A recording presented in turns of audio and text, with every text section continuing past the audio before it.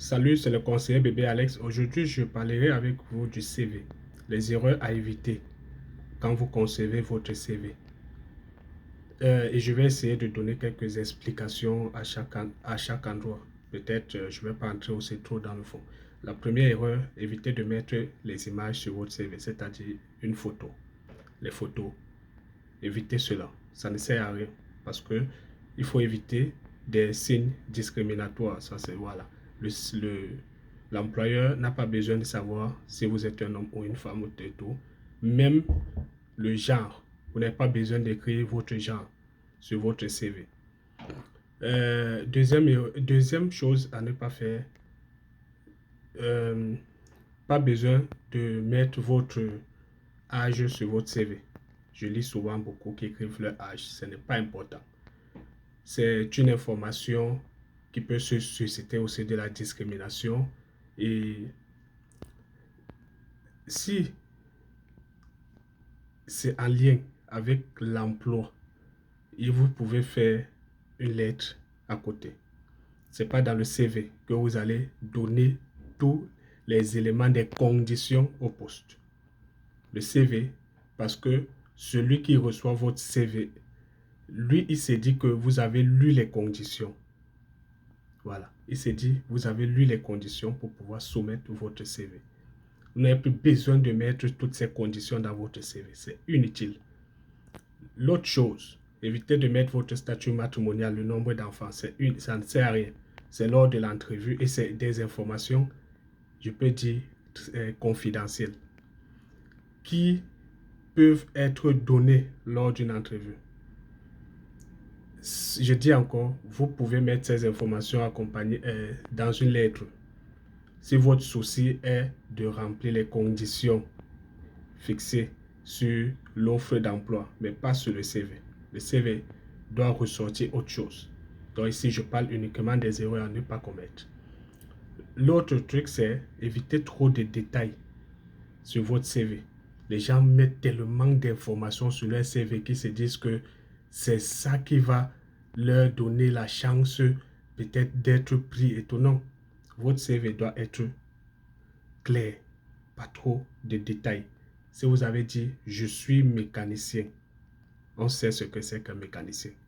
Pas besoin de raconter que j'étais allé à tel endroit pour faire un dépannage sur un camion et ensuite un autre jour je suis allé faire un dépannage sur un avion et tout et tout. Non, c'est pas important. Tous ces détails-là. Autre chose, c'est éviter d'utiliser des CV passe-partout. Les CV passe-partout ne sont pas intéressants. Quand je dis passe-partout, c'est dans deux sens. D'autres pas prendre des CV sur Internet qui ont un peu trait à leur profil. Ils plaquent ça. Sachez qu'aujourd'hui, les employeurs utilisent les logiciels de gestion des recrutements. Deux fois, ce n'est plus quelqu'un qui offre votre CV. Il y a le logiciel.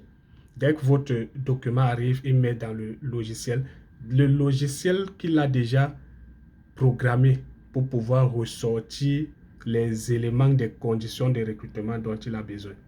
Et quand il y a aussi des choses que le logiciel a tendance à lire ou bien à connaître dans son logiciel par rapport à l'intelligence artificielle ou alors l'intelligence numérique, il y a des choses que ça ressort. Ça montre que votre CV n'est pas honnête, a tellement de choses inventées. Même si vous êtes allé prendre les informations sur Internet, personnalisez cette information. Donc, faites ça. Des CV trop longs aussi. Évitez des CV trop longs. Les employeurs souvent ne lisent pas les CV de plus de 2 pages. Ce n'est pas parce que vous avez un CV de 5 pages que vous êtes plus avantageux que celui qui a un CV d'une page.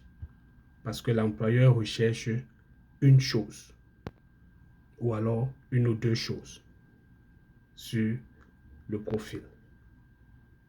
On va revenir sur une autre vidéo par rapport à ces éléments. Autre chose, évitez aussi des CV flous. Les CV flous,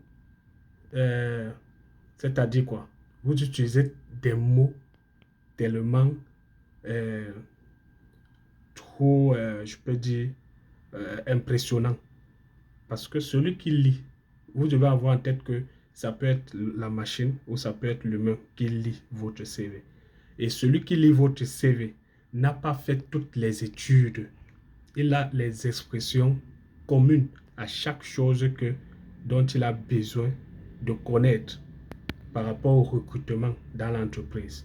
Donc, n'utilisez pas les gros termes techniques parce que vous êtes peut-être, disons, même médecin ou quoi d'autre. Vous utilisez les gros mots. Non, il y a les éléments que vous devez mettre compréhensibles par tous. Compréhensibles par tous. Évitez aussi les CV en lien avec l'entreprise. Les CV en lien avec l'entreprise, deux fois, l'employeur voit ça comme du tape à l'œil. Donc, vous voulez le charmer, vous n'êtes pas vrai. Non, ça ne sert à rien. Sauf si vous avez travaillé dans une entreprise similaire, mais vous devez ressortir les éléments de compétences que vous avez déployés ou que vous avez acquis durant votre expérience dans cette entreprise-là. Vous n'avez pas besoin de contextualiser. C'est un peu comme certains que je vois, vous voyez, qui rédigent, prenons le cas de ceux qui veulent postuler, ils sont hors du Canada, ils postulent au Canada. Ils ont leur diplôme. Le diplôme a le nom, a leur nom. Par exemple, baccalauréat ou licence. Lui, il le décrit son diplôme, le nom de son diplôme, que licence peut-être en géographie. Lui veut utiliser le terme du Canada, c'est-à-dire peut-être du Québec. Il veut dire baccalauréat en géographie. N'utilisez pas ça, utilisez vos termes. Maintenant, en bas, vous pouvez mettre équivalent à, équivalent au baccalauréat. Utilisez le terme de votre diplôme. Utilisez le terme de votre domaine. Donc, le poste que vous avez occupé à X endroit, utilisez le terme là. Maintenant, en bas, en italique, vous pouvez mettre l'équivalent par rapport à X. Donc, l'employeur ou le recruteur doit connaître à quoi est-ce que ça renvoie quand il te lit. Voilà. Maintenant, évitez aussi l'exagération. Soyez humble. Ayez un CV humble. Il y a d'autres qui exagèrent avec les expériences. Ils exagèrent avec les, comment dire, même ceux qui n'ont pas comme atout. Ils exagèrent. Évitez cela. Donc ici, excusez déjà si la vidéo a été un peu longue.